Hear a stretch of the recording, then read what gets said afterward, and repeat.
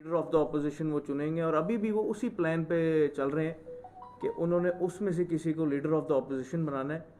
और हमारी जमात अगर उम्मीदवार ना खड़ा करे तो इसका ये मतलब था कि हम इस इम्पोर्टेड हुकूमत को और इनके इम्पोर्टेड अपोजिशन को मंजूर कर रहे हैं, और ये हरगिज़ नहीं हो सकता। इस वजह से हमारी जमात ने मुझे एज ए उम्मीदवार खड़ा किया।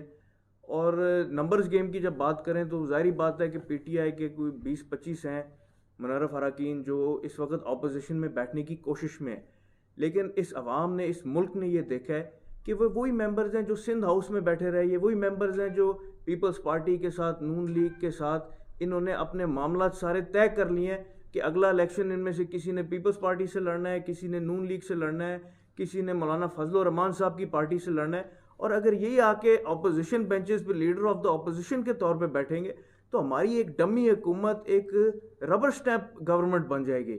इसके लिए हम लोग निकले हैं इंशाल्लाह ताला। हमने अल्लाह के फजलो करम से इम्पोर्टेड हुकूमत का भी बड़ा मुकाबला किया, और इंशाल्लाह ताला इस इम्पोर्टेड अपोजिशन का भी मुकाबला हम लोगों ने करना है। दो जमातें हैं, एक जीडीए और एक पीएमएलक्यू है। पीटीआई ने अपने इस्तीफ़े दे दिए हैं, और अब उनके इस्तीफ़े मंजूर होते हैं नहीं होते वो एक अलहदा बात है।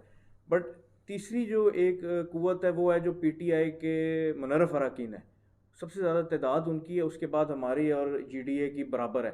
हम भी 3 मेंबर हैं अपोजिशन में, जीडीए भी 3 मेंबर हैं, और बलूचिस्तान अवामी पार्टी के एक मेंबर हैं जिन्होंने साथ नहीं दिया था, वो अपोजिशन में इमरान खान साहब के साथ रह गए।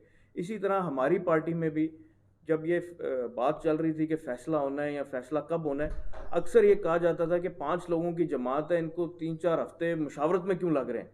वो हमें इसलिए लग रहे थे क्योंकि हमारी जमात में भी इख्तलाफ था। 2 मेंबर थे, मैं और मोनिस इलाही साहब, जिन्होंने कहा था कि हमने पाकिस्तान तहरीक इंसाफ के साथ रहना है, हमने इमरान खान साहब के साथ रहना है, और 2 मेंबर्स थे जो दूसरी साइड पे जाना चाह रहे थे। इस वजह से हमारी जमात में भी इख्तलाफ हुआ, जिसकी आज ये वजह है कि हम 5 मेंबर थे, उसमें से 2 इस वक्त गवर्नमेंट बेंचेस पे बैठ गए और 3 हम अपोजिशन बेंचेस पे। इसी तरह बलूचिस्तान अवामी पार्टी में हुआ, उनके आई थिंक 4 मेंबर्स थे, 3 उनके चले गए हैं गवर्नमेंट के साथ और 1 उनके मेंबर इस वक्त अपोजिशन में। ट्वीट इस वक्त काफ़ी वायरल भी हुआ है, वो एक किसी ने फेक अकाउंट बनाया है, जिस फेक अकाउंट से वो ट्वीट हुआ है, तो उसमें कोई हकीकत नहीं है। हमारी तरफ से भी जो गए हैं, आखिर हमारी पार्टी के जो ओहदेदार हैं उसमें मैं नहीं हिस्सा, क्योंकि मैं ना अपनी जमात में किसी भी ओहदे पे बैठा हुआ हूँ। मैं एमएनए ज़रूर हूँ, बट हमारी जमात की लीडरशिप, जिस तरह शुजात साहब प्रेसिडेंट हैं, तारिक बशीर चीमा जनरल सेक्रेटरी थे, और बाकी हमारे ओहदेदार हैं पार्टी के अंदर, वो आपस में बैठ के फैसला करेंगे कि अगला रायमल क्या होएगा इस सारे के ऊपर। वो ये है कि मैंने ये बात इंशाल्लाह फ्लोर ऑफ द हाउस पे भी करनी है कि जो हॉर्स ट्रेडिंग हमने पिछले 2 महीने के अंदर देखी है, ये ना सिर्फ पार्टियों के लिए मुश्किल है, बल्कि ये हमारे मुल्क के लिए एक बहुत बड़ी परेशानी बनेगी। अगर आज आप देखें कि कोई भी दुनिया की ताकत 2-4 अरब रुपए इस्तेमाल करे तो हमारे मुल्क में हुकूमत इधर से उधर हो जाती है। फ्लोर क्रॉसिंग के ऊपर एक असूल होना चाहिए, एक कानून होना चाहिए कि अगर किसी मेंबर ने फ्लोर क्रॉसिंग करनी है तो वो उस जमात से इस्तीफ़ा दे, दोबारा इलेक्शन लड़ के आए, दूसरे प्लेटफॉर्म से आए, दूसरे मैंडेट से आए, और फिर आके जिधर मर्जी जाना चाहता है, जिधर मर्जी वोट डालना चाहता है डाले।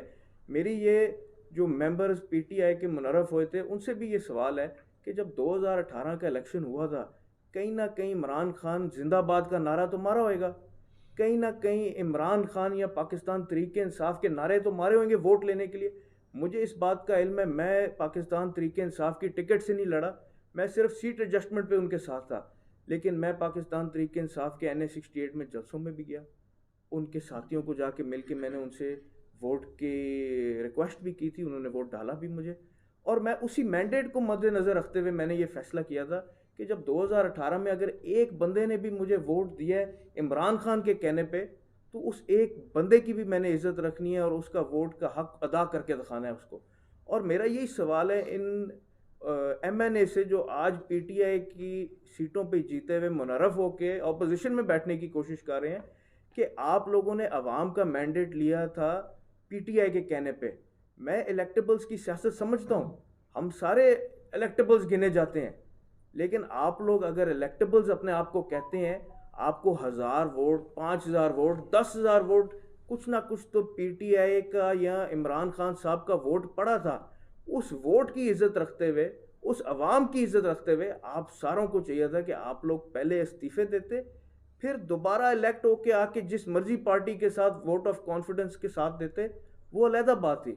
बट जो तरीका इस दफ़ा अपनाया गया, जो तरीका पिछले 2 महीने में अपनाया गया, इससे ज़्यादा मैं नहीं समझता शर्मनाक कोई बात हो सकती है कि ये एक वाज़ेह मैसेज जाता है पूरी दुनिया को कि आप 2-4 अरब रुपए खर्च करो पाकिस्तान में तो हुकूमत इधर से उधर हो सकती है।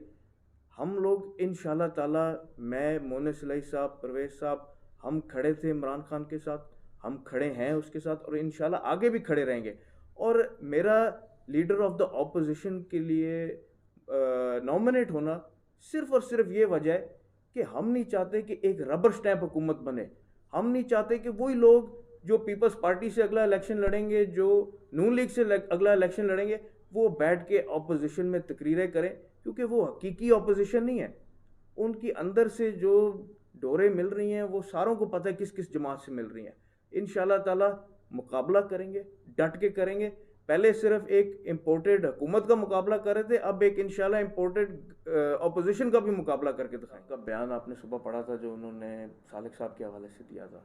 उसके बाद हमारी जो नेशनल असम्बली है उसमें हमारे पार्लिमानी लीडर हैं चौधरी मोनिस इलाही साहब, और उन्होंने ही मुझे नॉमिनेट किया था as leader of the opposition, और उन्होंने पार्टी को इत्माद में लेके किया होगा, वरना वो ना करते। मेरे ख्याल में हमारा मुल्क बेहतरी की तरफ जा रहा है, बिकॉज़ जो आपको नज़र आ रहा है, जो सबको नज़र आ रहा है कि अवाम अपने हक़ के लिए खड़ी हो गई है, और यही सबसे पहली निशानी है कि वाकई हमारा मुल्क अब बदलने लगा है। अब जो पुरानी रवायती सियासत या जो पुरानी सियासत थी उससे लोग बाहर निकल के सवाल पूछते हैं, उससे लोग बाहर निकल के एक हकीकत में देखना चाहते हैं कि एक लीडर या एक मुंतखब MNA अपने हल्के के लिए, अपनी आवाम के लिए और अपने मुल्क के लिए क्या कर रहा है। और अब लोग सवाल करते हैं, जिसकी वजह से मुझे लगता है कि इंशाल्लाह आहिस्ता आहिस्ता हमारे मुल्क की सियासत एक बेहतर ट्रैक के ऊपर चलता है। ये 8-10 पार्टियों के साथ मिल के हुकूमत बनी है, उसमें हमारे भी 2 मेंबर शामिल हैं, बलूचिस्तान अवामी पार्टी के भी मेंबर शामिल हैं। तो आई डोंट थिंक कि ये हुकूमत ज़्यादा देर चल सकेगी, क्योंकि इख्तलाफ बहुत जल्दी इनके अंदर आएंगे, और उसके अलावा अवाम का जो प्रेशर इनके ऊपर पड़ रहा है ये इंशाल्लाह इस हुकूमत की बर्दाश्त से बाहर हो जाएगा। मेरी सबसे पहले कोशिश ये होगी कि ऐसी लेजिस्लेशन होए जिसमें फ्लोर क्रॉसिंग पे कम्प्लीटली बैन लग सके, कि अगर आपने अपना मैंडेट बदलना है, अगर आपने अपनी चॉइस बदलनी है, तो आप अवाम के मैंडेट को दोबारा हासिल करके वापस आएँ और अपनी चॉइस बदलें। आपको फ्री में मैंडेट बदलने के लिए या फ्लोर क्रॉसिंग करने की इजाज़त नहीं होनी चाहिए।